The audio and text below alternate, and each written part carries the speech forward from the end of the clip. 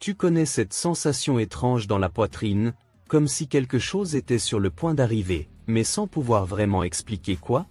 Comme si le silence en disait plus que 1000 mots? Comme si l'odeur dans l'air, la façon dont les choses t'entourent, changeait tout, sans prévenir? La vérité, c'est que parfois, la vie se retourne complètement au moment où on s'y attend le moins. Et ce n'est pas avec du bruit, ni avec un scandale. C'est dans le détail. Dans un regard. Dans une assiette posée sur la table. Dans un geste minuscule, mais qui cache quelque chose de gigantesque derrière. Et quand ça arrive, soit on s'effondre, soit on se réveille. Tu as déjà ressenti ça? Cette impression que le sol va s'ouvrir sous tes pieds, mais qu'en même temps, c'est peut-être ta chance de t'envoler? Si cette introduction a déjà éveillé quelque chose en toi, alors abonne-toi dès maintenant à la chaîne, parce que ce qui t'attend va te captiver du début à la fin. Une histoire vraie, humaine, intense. Et tu vas t'y reconnaître. Clique sur le bouton d'abonnement et viens avec nous. Ce soir-là, Julia était assise au volant de sa voiture, ressentant une étrange pression inexpliquée dans sa poitrine. Elle ne savait pas exactement ce que c'était, elle savait simplement que quelque chose n'allait pas. Le portail électrique s'ouvrit avec le même bourdonnement familier qu'à l'accoutumée, et elle poussa un profond soupir avant d'entrer dans l'allée de la maison. La journée avait été longue. Pas plus que les autres, d'ailleurs, ces dernières années, chaque jour aux côtés d'Adam semblait s'étirer, lourd et épuisant. Julia n'attendait rien de cette soirée non plus, si ce n'était le silence froid habituel, les regards fuyants, peut-être un salut poli mais vide, comme celui qu'on adresse à un inconnu dans un ascenseur. Mais lorsqu'elle entra dans la maison, quelque chose changea immédiatement.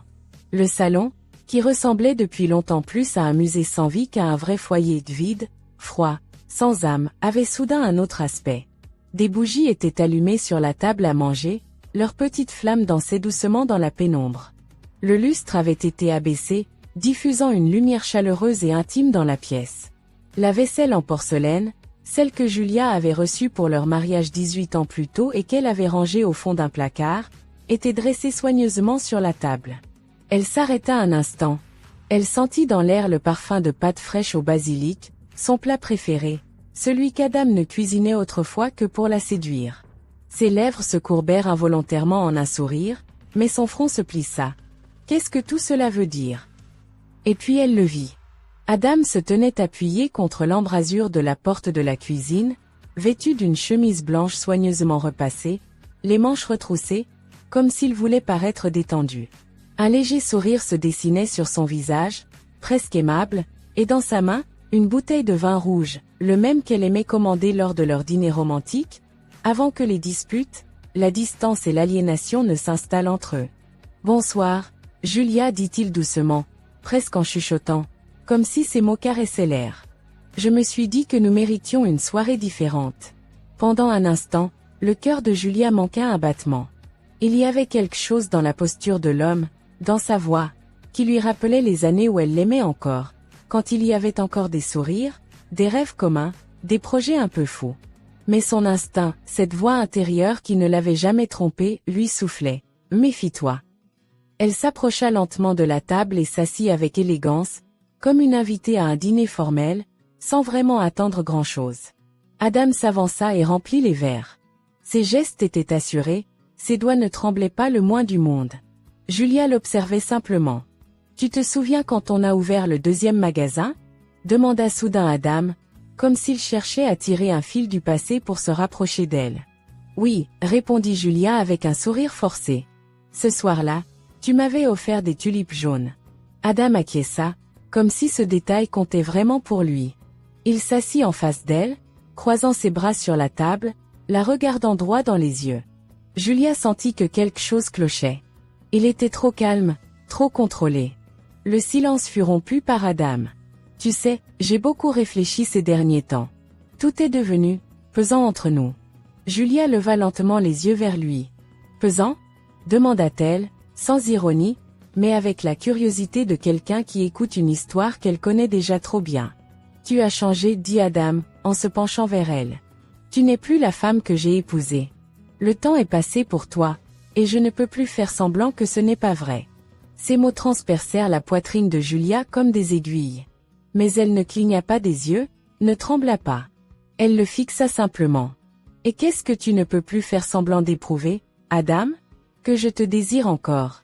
Que je t'admire encore. » Il fit tourner le vin dans son verre, puis en but une gorgée. « J'ai rencontré quelqu'un.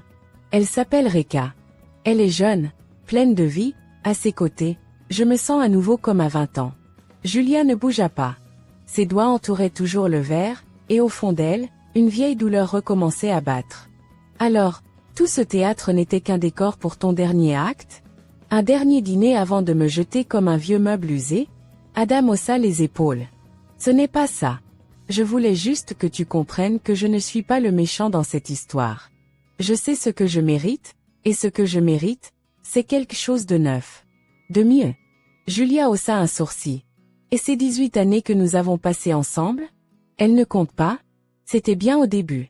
Mais tout change. » Il pensait avoir atteint son but. Il pensait que Julia allait pleurer, supplier, ou au moins se mettre en colère. Mais à la place, il vit apparaître sur ses lèvres un petit sourire énigmatique, une courbe légère qu'il ne parvenait pas à interpréter. Julia posa sa serviette, sortit une enveloppe de son sac, et la glissa lentement au centre de la table. « Voilà ce que tu voulais, t'en dit-elle doucement. Ta liberté. » Adam attrapa l'enveloppe et l'ouvrit. Des papiers de divorce. Mais pas seulement. Des clauses spéciales, des conditions sur le partage des parts de la société, des termes précis.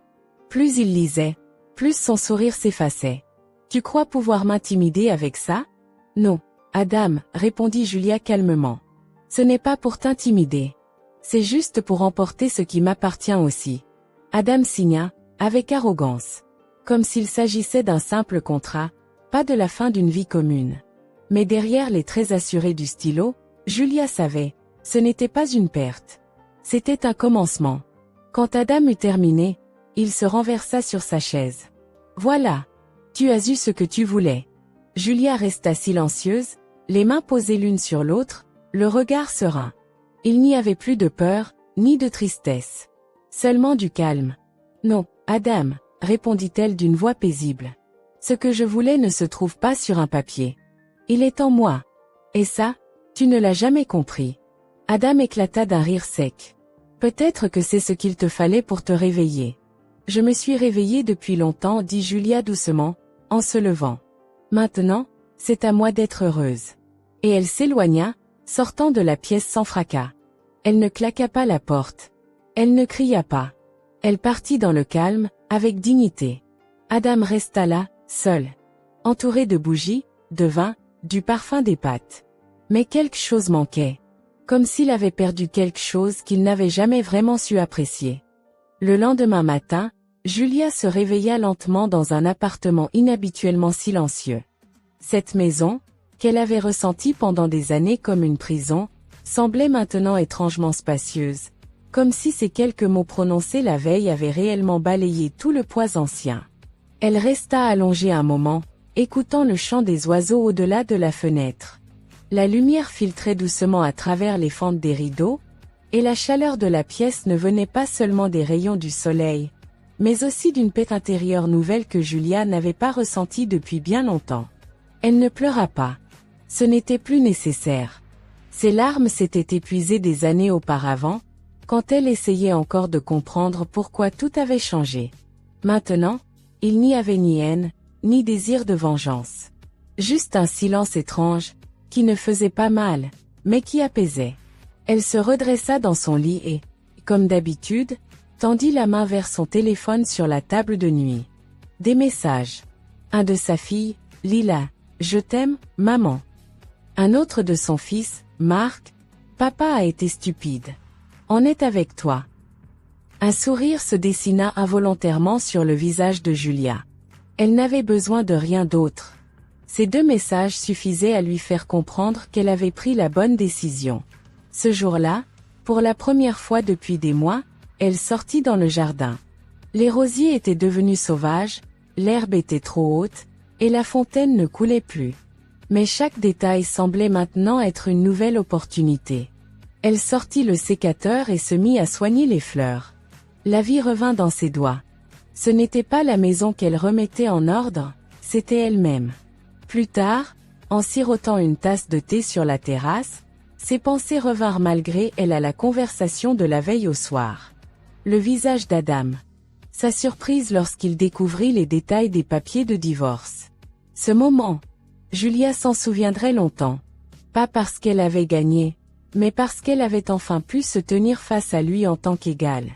Pas comme une épouse dévalorisée, mais comme une femme qui connaît sa propre valeur. Vers midi, le téléphone sonna.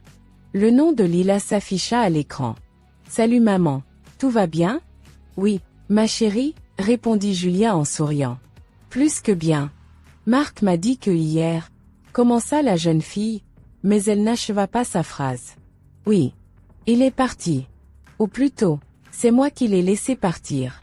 Je suis fière de toi, » dit Lila doucement. « Tu es enfin toi-même. » Cette phrase toucha Julia particulièrement. « Je suis moi-même. » Depuis combien de temps n'avait-elle pas ressenti cela? Plus tard dans la journée, elle se rendit dans une vieille librairie où elle n'était pas allée depuis longtemps. En parcourant les étagères, elle trouva un petit carnet poussiéreux. Sur la couverture, une phrase manuscrite. « Tout ce qui est en toi a de la valeur. » Elle ressentit comme un frisson dans la paume de sa main en l'achetant. Elle sentait que ce carnet aurait bientôt un rôle important. Le soir, lorsque Marc rentra à la maison, il s'assit à côté d'elle sur le canapé. Son visage montrait qu'il avait du mal à digérer ce qui s'était passé, mais il essayait d'être fort. « Maman, tu vas vraiment bien ? » « Mieux que je ne l'imaginais, » répondit Julia sincèrement. « Papa, tu sais ce qu'il m'a dit aujourd'hui ? » « Ne me le dis pas, » l'interrompit Julia calmement. « Je ne veux plus savoir ce qu'il pense de moi. Ce qui compte, c'est ce que vous pensez. » Marc acquiesça. Leurs regards se croisèrent, dans un moment silencieux, sans mots, et tout y était, l'unité, le respect, et l'espoir. Le lendemain, Julia sortit une vieille boîte de sous son lit. Elle y conservait ses notes, ses croquis, ses rêves, qu'elle avait écrits avant que tout ne s'efface sous le poids du mariage. Il y avait là un carnet d'idées, contenant les plans d'une marque de décoration d'intérieur, coussins faits main, petits objets décoratifs, nappes fleuries. Julia avait longtemps enterré ses envies. Mais maintenant, la flamme s'était rallumée en elle. Les jours passèrent ainsi, jardinage, dessin, thé, et de plus en plus de sourires dans le miroir. Pendant ce temps, Adam publiait de plus en plus de photos sur les réseaux sociaux. De nouvelles images avec Reka, des citations sur la liberté, les nouveaux départs. Mais Julia ne ressentait plus rien en voyant cela. Juste une forme de curiosité distante. Combien de temps cette illusion de bonheur allait-elle durer? Un soir, Marc ramena un invité à la maison. Un homme que Julia connaissait de vue. Il s'appelait Levante. Il travaillait auparavant chez l'associé d'Adam, mais s'était récemment lancé dans une nouvelle entreprise. Julia l'accueillit chaleureusement, lui proposa du thé, et très vite, ils engagèrent la conversation. Levante n'était pas bruyant ni trop sûr de lui. Il était calme, attentif, et lorsqu'elle lui parla de ses anciens projets, il l'écouta avec un intérêt sincère. « Tu as un vrai talent, dit-il simplement. On le sent dans chacune de tes paroles. » Julia fut surprise. Cela faisait longtemps qu'elle n'avait pas entendu de telles paroles, surtout venant d'un homme. Levante revint le lendemain. Pas comme un invité, mais comme un allié.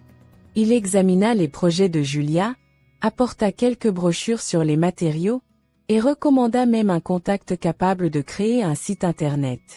Julia avait du mal à croire que tout cela était réel. « Ce n'est pas grave si on avance lentement, » dit Levante. « Ce qui compte, c'est qu'on avance. Et c'est déjà plus que ce que beaucoup osent faire. » Ce soir-là, Julia ressortit le petit carnet acheté à la librairie. Sur la première page, elle écrivit. Cette fois, chaque ligne parle de moi. Pas de lui. Pas de. Juste de moi. Et quelque part, au fond d'elle, quelque chose recommença à vivre. Les semaines suivantes apportèrent un nouveau rythme à Julia. Ses journées ne tournaient plus autour de la routine habituelle, ni les tâches ménagères, ni les caprices d'Adam, ni la pression constante de devoir être à la hauteur. Tout cela avait été remplacé par quelque chose de totalement différent. Quelque chose qui parlait d'elle. Enfin, La maison, qui autrefois lui semblait étrangère, se transforma lentement en un véritable foyer. Les pièces anciennes prirent un nouveau sens. Dans un coin du salon, elle installa un petit atelier où elle faisait ses croquis, testait des motifs, sélectionnait des tissus, et, après tant d'années, recommença à créer. Elle suivait son cœur, et celui-ci la guidait dans une direction bien différente d'autrefois. Le ventre se présentait de plus en plus souvent. Sans jamais s'imposer, sans chercher à s'impliquer à tout prix ou simplement, naturellement. Parfois, il apportait une nouvelle idée, parfois il l'aidait à transporter du matériel, et parfois, ils prenaient juste un thé ensemble, parlant de la vie, des relations humaines, ou en écoutant simplement le silence du jardin. Pour Julia, il était surprenant de constater combien tout semblait facile à ses côtés. Elle n'avait rien à prouver, aucun rôle à jouer, pas besoin de cacher sa fatigue ni les blessures de son passé.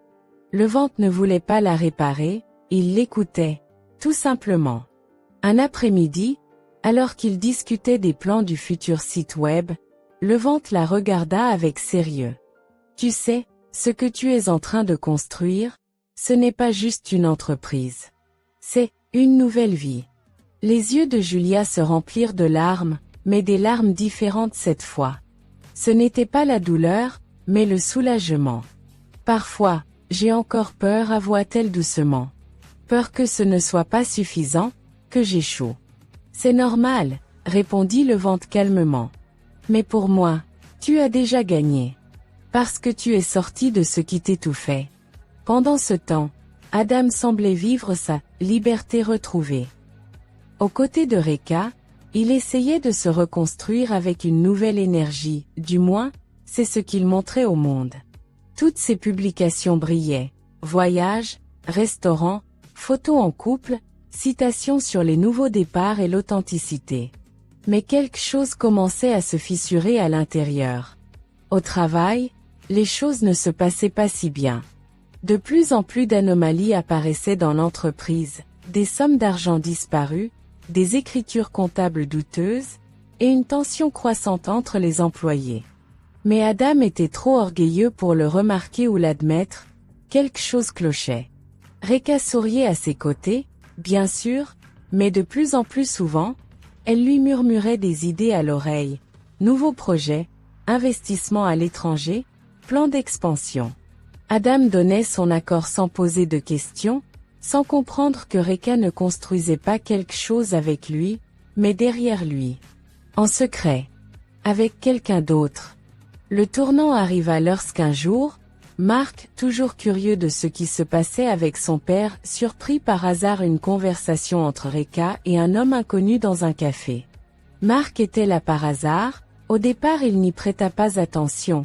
Mais lorsque Reka mentionna le nom d'Adam en riant et dit « Encore quelques semaines, et tout sera à nos noms », son sang se glaça. Qui était cet homme? Demanda-t-il plus tard à Julia, visiblement inquiet. Peut-être un avocat, répondit Julia, mais son regard trahissait une intuition soudaine. Ou quelqu'un, avec qui elle ne fait pas que des affaires. Dans les jours suivants, Mark chercha à en savoir plus. Et ce qu'il découvrit était bien plus sombre que prévu. Reka n'agissait pas seule. Elle collaborait avec un certain Bance, un homme travaillant au service financier de l'entreprise, qui, depuis des mois, falsifiait les comptes, réalisait des virements douteux et siphonnait progressivement les fonds de la société. Quand ils racontèrent cela à Julia, elle resta d'abord silencieuse. Elle n'était pas surprise, elle était juste triste. Adam était aveugle.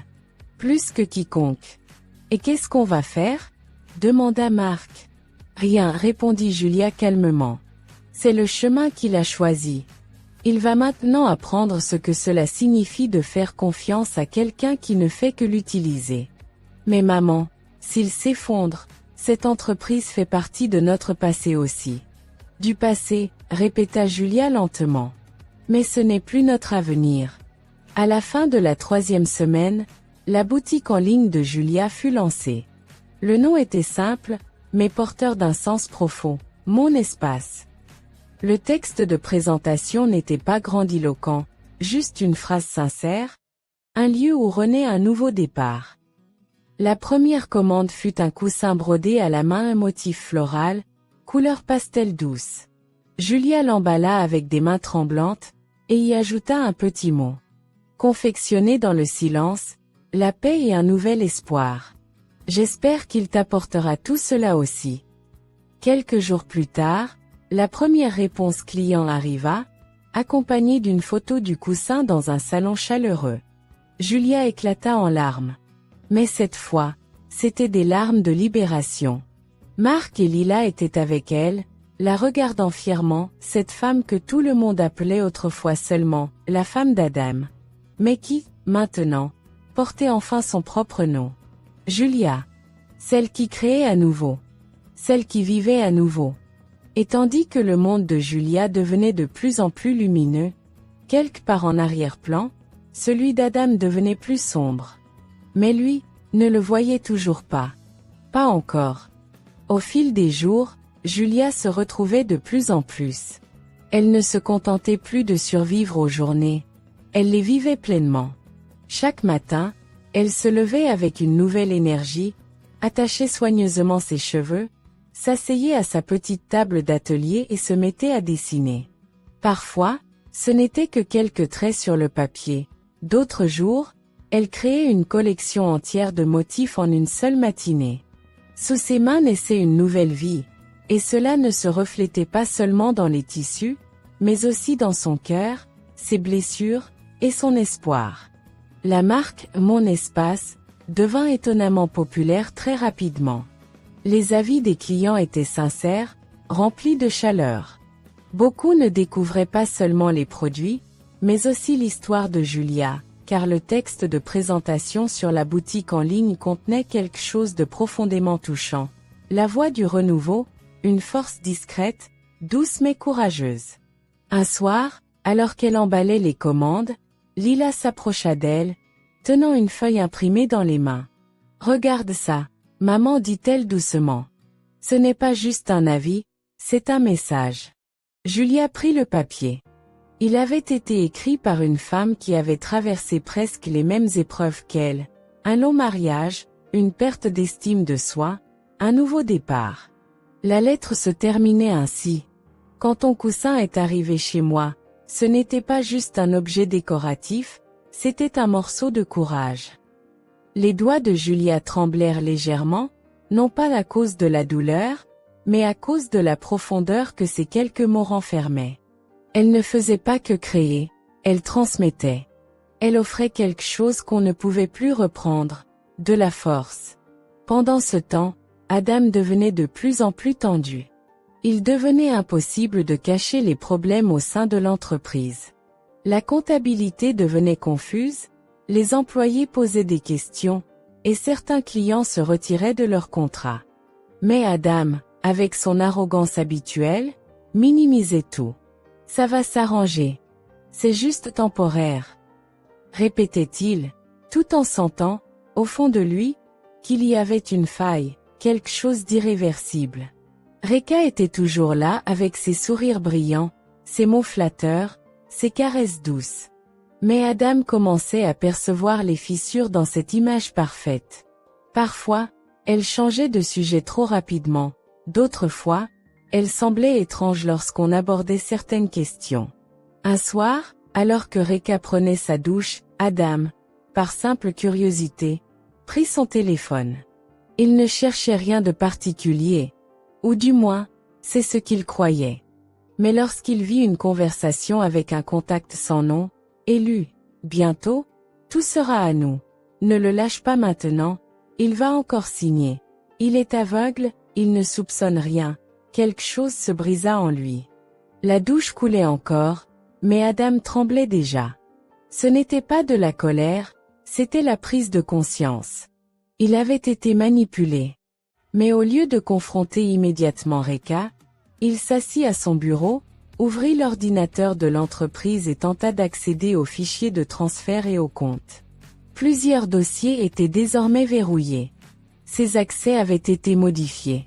C'est à ce moment-là qu'il comprit, il n'était plus aux commandes. Il n'était pas le patron. Il n'était qu'un pion. Un outil. Le lendemain, Adam se rendit au bureau de l'entreprise, furieux et agité. Il interrogea les collègues du service financier sur les sommes disparues, mais les réponses restaient évasives. Banks, en qui il avait toujours eu confiance, lui répondit d'un ton indifférent. « Je ne fais que ce qu'on me demande de signer. » Et c'est là qu'Adam réalisa que toutes les signatures étaient bien les siennes.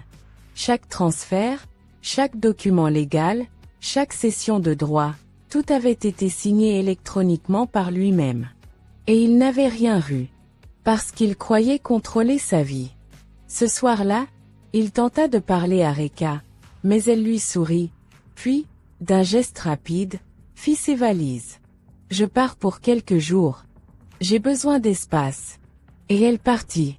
Adam resta seul dans le salon, entouré du silence qu'il avait autrefois désiré, mais qui maintenant ne lui apportait que la peur. Le vide. Pendant ce temps, Mark et Lila prirent une décision. Ils allaient tout lui dire. Lui montrer les preuves, les messages, les données financières. Julia s'y opposa. Il ne vous écoutera pas. Il croit trop fort que tout le monde l'envie. Mais les enfants ne lâchèrent pas. Ils y allèrent. Et quand Adam tenta de les repousser d'un geste de la main, Lila le regarda droit dans les yeux et dit « Nous ne sommes plus des enfants, papa. Mais toi, tu es toujours aveugle. » Puis elle posa son téléphone sur la table et lança l'enregistrement. La voix de Reka était parfaitement claire. « Ne t'inquiète pas, il est presque entièrement sorti du tableau. C'était trop facile. » Le visage d'Adam se décomposa. D'abord la colère, puis le désespoir, et enfin, le silence. Un silence qu'il ne connaissait pas encore. « Laissez-moi seul, dit-il finalement, dans un souffle. Mark s'arrêta un instant à la porte. « Nous ne sommes pas venus pour te sauver. Seulement pour que tu saches que nous ne faisons plus partie de ce mensonge. » Et ils partirent. Le lendemain matin, Julia reçut une étrange enveloppe par la poste. Aucun expéditeur, juste une signature. Merci d'une femme inconnue. À l'intérieur, une lettre manuscrite d'une cliente. Son histoire était bouleversante. Mais c'est la fin de cette lettre qui marqua Julia à jamais. J'ai dormi sur ton coussin la nuit où j'ai quitté l'homme auprès de qui j'avais perdu qui j'étais. Aujourd'hui, je sais que chaque petite chose contient une force de changement. Merci. Julia pleura. Parce qu'elle comprit. Elle n'avait pas seulement sauvé sa propre vie. Elle avait montré un chemin à d'autres. Elle alla s'asseoir dans son jardin, sur son banc préféré, et leva les yeux vers le ciel. Le parfum du printemps flottait dans l'air, les fleurs s'épanouissaient, les oiseaux chantaient. Le monde avait changé, et elle aussi. Et peut-être que cela, c'était la plus grande des victoires. Les semaines qui suivirent semblèrent marquer un tournant lent mais irréversible dans le destin de chacun. Les journées de Julia ne se résumaient plus à une création silencieuse, mais à quelque chose de bien plus profond. Une guérison intérieure, présente dans chacun de ses gestes, dans chaque coussin cousu à la main, dans chaque détail soigneusement façonné. La boutique en ligne semblait désormais avoir sa propre vie. De plus en plus de clients envoyaient des photos, des récits, des messages, comme si les produits n'étaient pas de simples objets, mais des points de connexion humains. Julia joignait à chaque commande un petit mot manuscrit. Et avec le temps, ces quelques lignes n'étaient plus seulement des décorations. Elles étaient des messages de force. Un jour, alors qu'elle sélectionnait des rubans pour une commande, le vent entra par la porte du jardin. Dans sa main, un bouquet de fleurs sauvages simple, naturel, exactement comme Julia l'avait toujours perçu. Il posa les fleurs sur la table, s'assit calmement sur une chaise de jardin et observa Julia en train de travailler. « J'admire ce que tu as créé, » dit-il doucement. Julia leva les yeux vers lui et sourit. « Merci. Mais tu sais, ce n'est pas seulement mes mains qui ont fait tout cela. C'est le fait que j'ai enfin commencé à croire que j'avais de la valeur. Moi, en tant que personne. Pas en tant qu'épouse. Pas en tant que mère. Mais en tant que moi. » Le vent hocha la tête, ses yeux brillants d'un profond respect. Et c'est cette femme-là que je respecte, répondit-il. Le moment était silencieux, mais profond. Julia ne répondit pas, mais ses yeux s'embuèrent, et une chaleur douce lui remplit la poitrine. Peut-être qu'il est encore possible de croire en quelqu'un.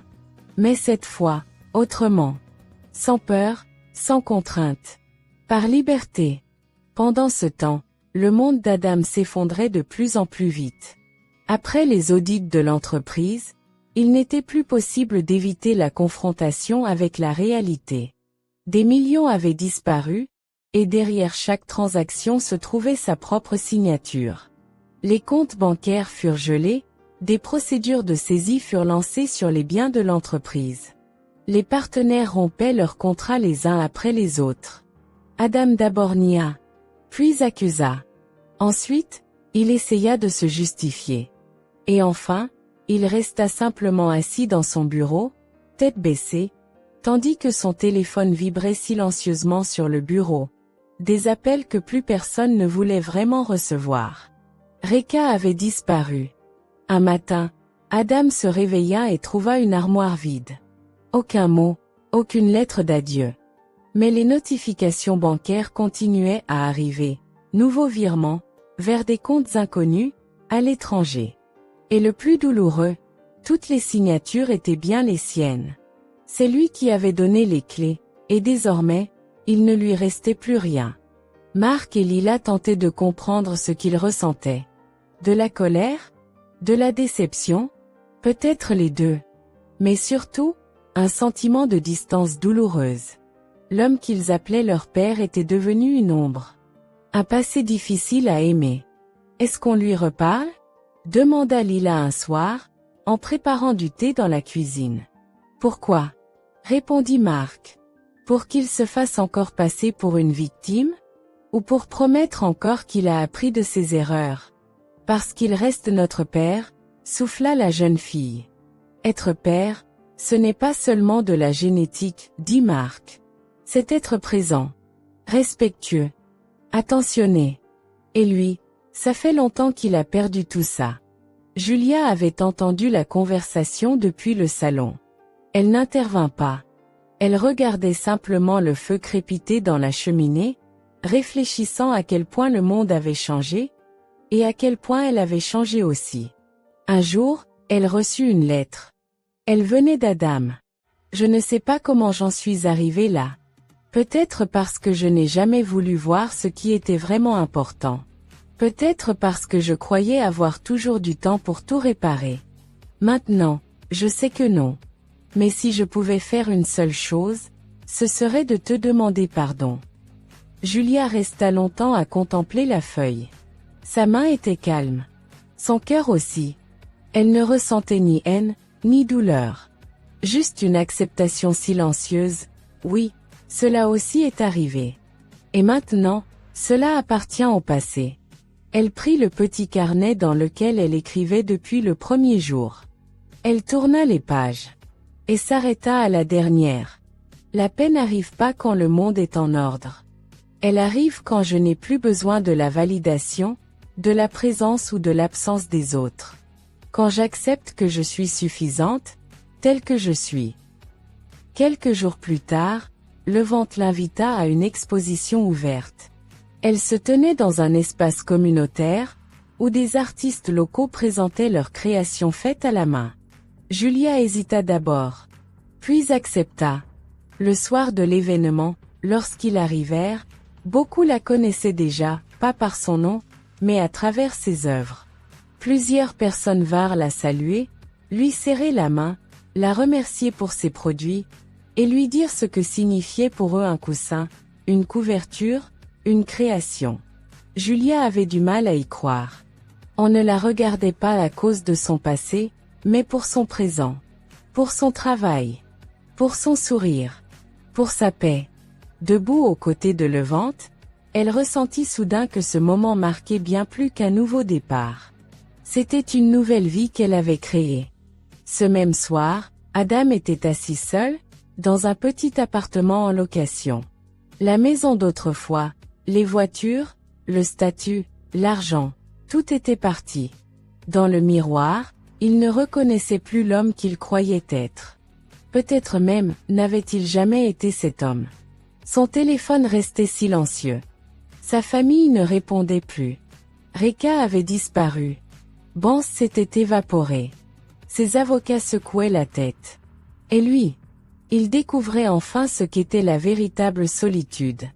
Dans le silence de la nuit, il chercha une vieille photo, une de celles où ils étaient tous ensemble, dans les montagnes, avec Julia et les enfants, souriants, heureux, simples. Mais maintenant, il ne la trouvait plus. Peut-être parce qu'elle n'avait jamais vraiment existé. Le silence s'épaissit.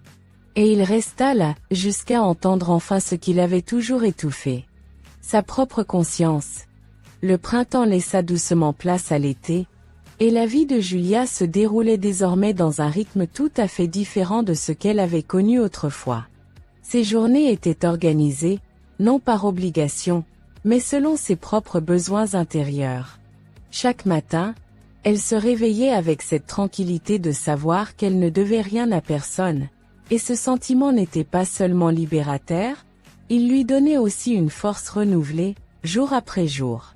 La boutique en ligne connaissait un succès croissant, les commandes affluaient désormais non seulement de clients locaux, mais aussi de villes plus éloignées.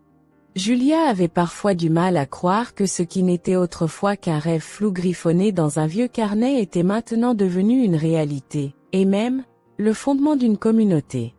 Lila l'aidait de plus en plus activement. Elle gérait les plateformes en ligne, prenait les photos des produits, communiquait avec les clients. Marc, de son côté, s'impliquait dans l'identité visuelle de la marque, concevait des logos, des palettes de couleurs, et réalisa même une petite vidéo de présentation dans laquelle l'histoire de Julia était racontée visuellement, avec simplicité, sincérité, et beaucoup d'émotion. Après la diffusion de cette vidéo, de nombreux messages leur parvinrent. Une dame âgée écrivit, par exemple, « À moi aussi, je suis Julia, pas par mon prénom, mais dans mon âme. Merci de m'avoir donné une image dans laquelle j'ai pu me retrouver. » Un après-midi, alors que Julia était assise dans le jardin, une tasse de thé à la main, le vent s'approcha d'elle. « J'ai quelque chose pour toi, » dit-il simplement, en lui tendant une petite boîte. Julia, un peu surprise, l'ouvrit. À l'intérieur, un médaillon en bois sculpté à la main, orné d'un motif floral délicat, et gravé au dos d'un seul mot, un maison. « C'est moi qui l'ai fabriqué, » dit le vent d'une voix douce. « Je ne parle pas toujours beaucoup, mais ce que je ressens, je le mets dans ces choses. » Des larmes vinrent aux yeux de Julia. Ce n'était pas une déclaration. Ce n'était pas une attente. Ce n'était rien d'exagéré. Juste un geste sincère, exactement comme elle en avait toujours rêvé. « Merci, » murmura-t-elle. Cela dit bien plus que tous les mots. Pendant ce temps, Adam s'accrochait encore désespérément à ce qui lui restait. Mais ce reste devenait de plus en plus mince. L'entreprise fut officiellement liquidée, ses comptes bancaires restaient gelés, et sa fortune avait pratiquement disparu. Il ne lui restait plus qu'un seul logement, un appartement en location à la périphérie de la ville, où chaque soir, le même silence l'attendait. Il tenta de chercher un nouvel emploi, mais sa réputation l'avait précédé. La plupart des entreprises le refusèrent. Il ne savait rien de ce qu'étaient devenus Reka et Banks. Il semblait s'être complètement volatilisé, probablement à l'étranger, sous de fausses identités. Ses avocats avaient bien entamé des procédures, mais la réalité était simple, il n'y aurait pas de retour possible. Un soir, après longtemps, il écrivit un message à Marc. « Je voulais juste savoir si vous allez bien. Si ta mère va bien. » Marc ne répondit pas. Non pas par colère, ni par défi, mais simplement parce qu'il n'y avait plus rien à dire. Pour Julia, le milieu de l'été marqua un nouveau tournant. Une foire artisanale locale lui proposa d'exposer ses créations sur son propre stand. Elle hésita au début, elle n'aimait pas être sous les projecteurs, ne voulait pas se montrer. Mais Lila l'encouragea. « Maman, ce n'est pas une scène.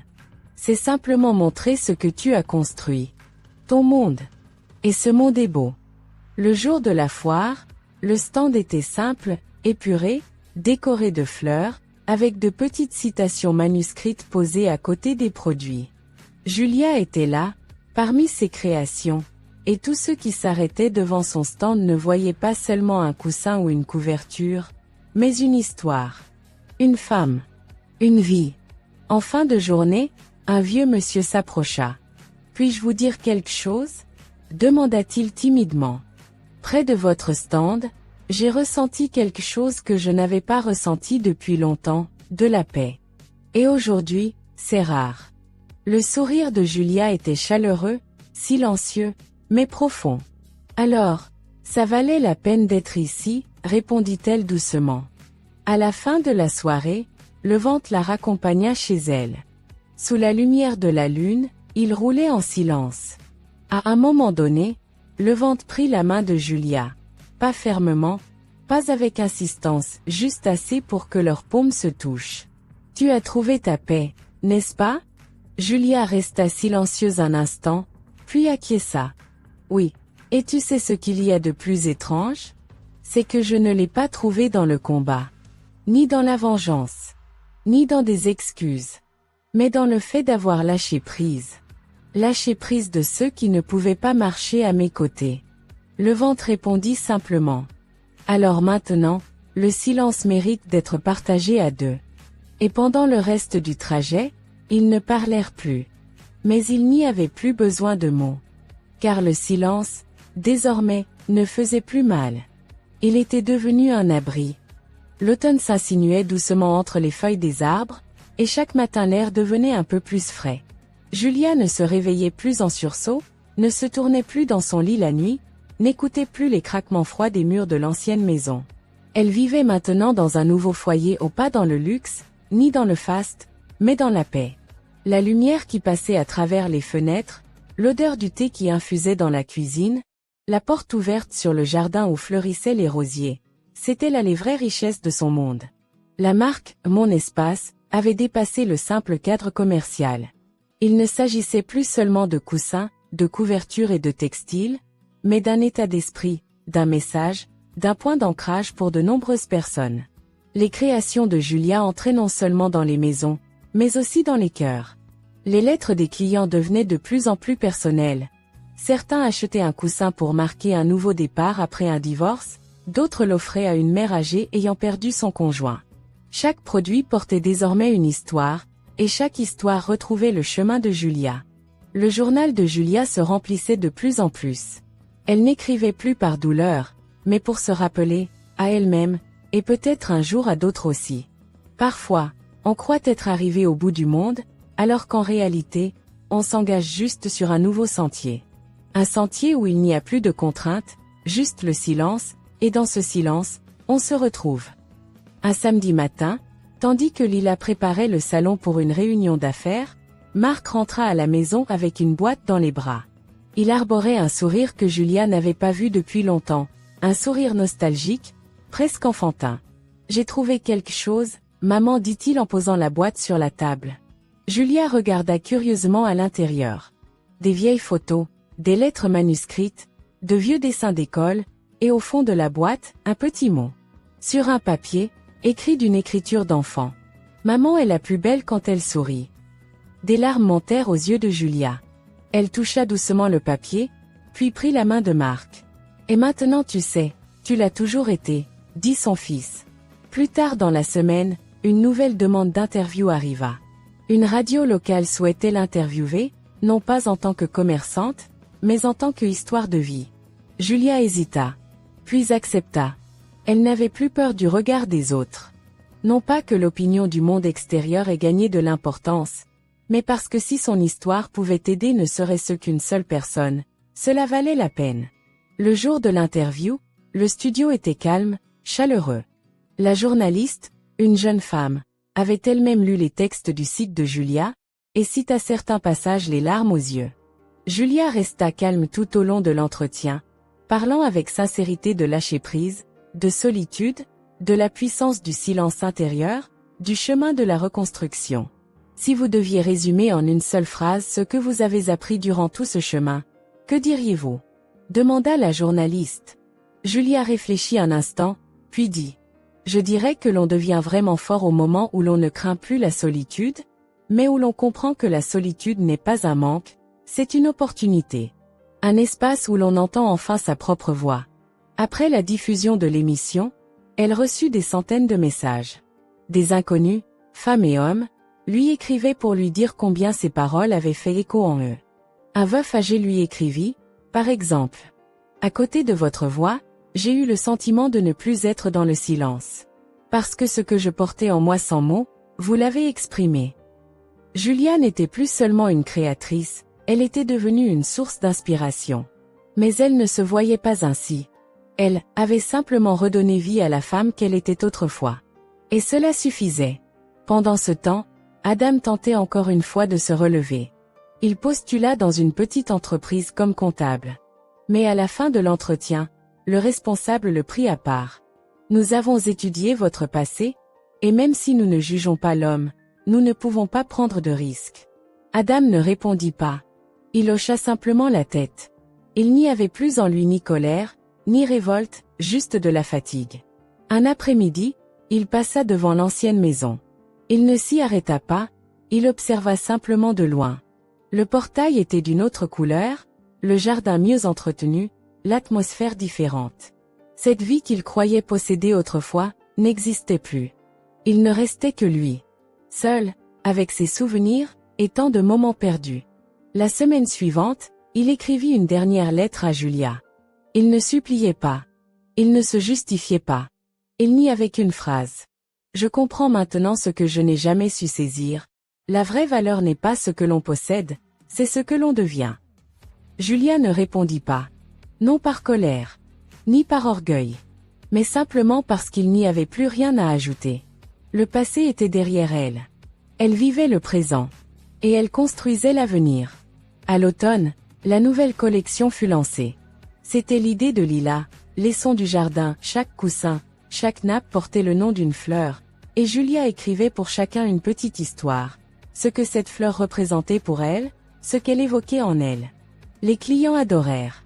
Un après-midi, alors qu'elle emballait des commandes, Levante s'approcha avec une tasse de thé chaude. « Parfois, tu continues de m'étonner. Tu es allé si loin, dit-il doucement. Parfois, moi aussi je suis surprise, sourit Julia. Tu sais, aujourd'hui tu peux vraiment croire que ta vie n'a pas recommencé quand l'autre est parti. Mais quand toi, tu as décidé d'avancer. Julia acquiesça.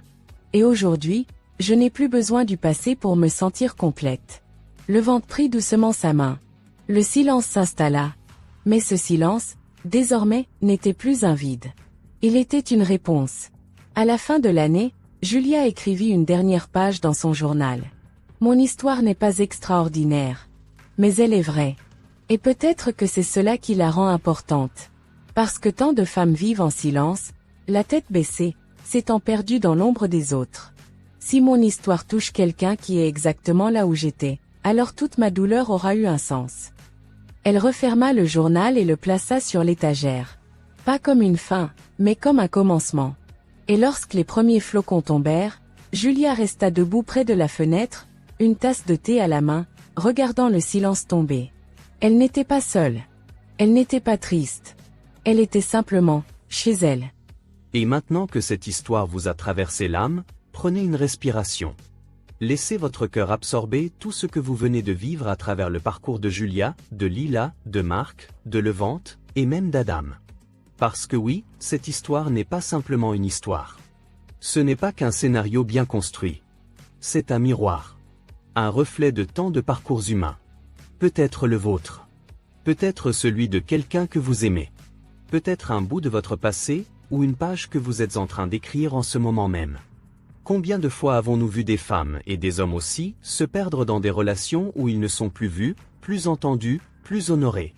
Combien de fois la routine, la peur de l'abandon, la culpabilité, les chaînes invisibles de l'habitude, nous maintiennent dans des endroits où notre âme s'étiole lentement, sans faire de bruit.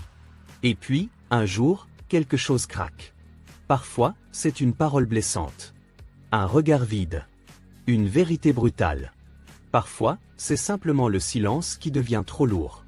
Et alors, comme Julia, on comprend, on n'a plus le choix de rester là où on ne respire plus. Cette histoire nous enseigne tellement.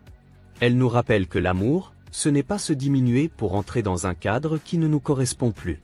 Que la liberté ne se trouve pas dans le départ de l'autre, mais dans notre propre décision de nous relever. Que la paix intérieure n'est pas un don venu du ciel, mais une conquête. Une marche lente, douloureuse parfois, mais pleine de sens. Julia n'a pas gagné une guerre. Elle n'a pas combattu pour détruire quelqu'un. Elle s'est simplement reconstruite. Et ça, c'est une révolution. Et vous, à quel moment de votre propre histoire êtes-vous? Êtes-vous encore dans cette maison silencieuse où vous vous demandez quand tout a commencé à se briser? Êtes-vous à ce carrefour où vous hésitez entre rester et partir, entre souffrir et guérir? Ou êtes-vous déjà dans ce jardin où les rosiers recommencent à fleurir, doucement, au rythme de votre renaissance? Peu importe où vous êtes. Ce qui compte, c'est de savoir que vous avez le droit d'exister. Le droit de respirer. Le droit d'être vous-même, sans avoir à demander la permission à personne. Peut-être qu'en regardant cette histoire, vous vous êtes dit, c'est exactement ce que je vis. Peut-être même avez-vous pleuré, ressenti ce pincement profond dans votre poitrine, cette petite voix qui dit, moi aussi, je dois me relever. Moi aussi, j'ai une vie à reconstruire. Si c'est le cas, alors cette histoire a rempli sa mission. Elle ne voulait pas vous divertir. Elle voulait vous parler. Vous tendre la main. Vous réveiller doucement là où vous vous étiez endormi. Et si vous êtes encore là, à lire ou à écouter ces mots jusqu'au bout, alors je vous dis, vous êtes courageux. Vous êtes digne. Vous êtes capable. Vous êtes porteur de lumière, même si vous ne la voyez pas encore en vous. Alors maintenant, je veux vous inviter à faire une petite pause. Fermez les yeux, si vous le pouvez. Inspirez profondément. Et dites doucement dans votre cœur, je mérite d'être en paix. Je mérite de m'aimer. Je mérite de recommencer. Parce que c'est vrai. Parce que personne n'a le droit de vous faire croire le contraire. Et si cette histoire vous a touché, je vous invite de tout cœur à soutenir ce travail. Cliquez sur le bouton like, abonnez-vous à notre chaîne, et activez la cloche de notification. Ce geste simple est un vrai encouragement pour nous, et il permet à d'autres personnes, peut-être en souffrance comme vous l'étiez, de découvrir ce message. Car plus que jamais, nous avons besoin de récits qui guérissent, de mots qui libèrent, de silences qui apaisent. Laissez aussi un commentaire. Racontez-nous ce que cette histoire a réveillé en vous. Dites-nous où vous en êtes dans votre propre chemin. Vous n'êtes pas seul. Ce canal est une communauté bienveillante, une famille qui écoute, qui partage, qui soutient. Et maintenant, j'aimerais aller un peu plus loin avec vous. Parce que si cette histoire vous a ému, si elle vous a reconnecté à quelque chose de profond, alors permettez-moi de vous parler d'un autre amour. D'un amour plus grand encore que celui de Julia pour elle-même. D'un amour inconditionnel, parfait, éternel. Celui de Dieu. Je ne parle pas de religion. Je parle d'un amour vivant, d'une présence réelle, d'un Père céleste qui vous connaît, qui vous voit, qui vous aime tel que vous êtes, même si personne d'autre ne vous a jamais dit cela. Et cet amour est résumé dans un seul verset, peut-être le plus puissant de toute la Bible, Jean 3h16. Il dit, « Car Dieu a tant aimé le monde qu'il a donné son Fils unique, afin que quiconque croit en lui ne périsse pas, mais ait la vie éternelle. » Prenez un instant pour vraiment ressentir le poids de ces mots. Dieu vous aime. Dieu vous voit. Dieu vous a tant aimé qu'il a donné ce qu'il avait de plus précieux, son Fils Jésus-Christ pour vous. Pour votre cœur brisé. Pour vos silences. Pour vos erreurs. Pour vos blessures. Pour tout ce que vous avez cru être une condamnation, alors que lui, il voit en vous une nouvelle création. Jésus-Christ n'est pas venu sur terre pour juger les femmes comme Julia, ni les hommes comme Adam, ni les enfants comme Marc ou Lila. Il est venu pour leur tendre la main. Pour leur dire, tu as de la valeur. Tu n'es pas oublié. Tu peux recommencer. Avec moi. Et peut-être, en ce moment même, vous sentez ce feu doux dans votre poitrine. Ce frisson qui n'est pas seulement une émotion. C'est l'Esprit de Dieu qui vous appelle. Qui murmure, reviens à moi. Je t'attendais. Alors si vous sentez ce souffle en vous, ne l'ignorez pas. Ouvrez votre cœur. Dites-lui simplement, dans vos mots à vous, Seigneur Jésus, je ne veux plus marcher seul. Je te donne ma vie. Je reconnais que j'ai besoin de ton amour, de ta paix, de ton pardon. Viens habiter dans mon cœur. Sois mon sauveur. Sois mon guide. Rends-moi nouveau. Ce n'est pas une formule magique. C'est une décision. Une rencontre. Une renaissance. Tout comme Julia a refait le chemin vers elle-même, vous pouvez, aujourd'hui, faire le chemin vers celui qui vous a créé. Et la beauté de cette rencontre, c'est que Dieu ne vous demande pas d'être parfait pour vous accueillir. Il vous prend tel que vous êtes. Il vous serre dans ses bras. Et il vous dit, tu es mon enfant bien-aimé.